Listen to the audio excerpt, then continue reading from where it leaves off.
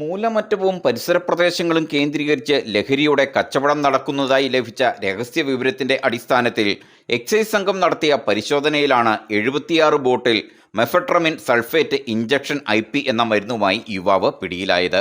അറക്കുളം കാവുംപടി കതിൽക്കാട്ടിൽ വീട്ടിൽ റാപ്സ് എന്ന് വിളിക്കപ്പെടുന്ന ഗൗതം കൃഷ്ണയാണ് എക്സൈസിന്റെ പിടിയിലായത്.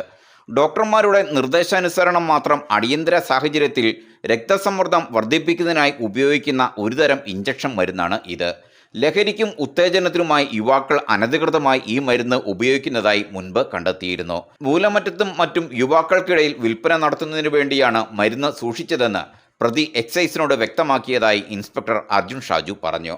ഓണക്കാലത്തിന് മുന്നോടിയായി ലഹരി ഇടപാടുകൾ വർദ്ധിച്ചു വരുന്ന സാഹചര്യത്തിൽ ഇത്തരം റെയ്ഡുകൾ ശക്തമാക്കുമെന്നും അദ്ദേഹം പറഞ്ഞു. റെയ്ഡിൽ Moolamattom excise assistant inspector grade Rajesh Chandran, Savichan Mathew, preventive officer ഗ്രേഡുമാരായ Zubair AI, Surendran KA, civil excise ഓഫീസറായ Sunil TS, Satheesh PR, Ashraf Ali, woman civil excise officer Sumina എന്നിവർ പങ്കെടുത്തു.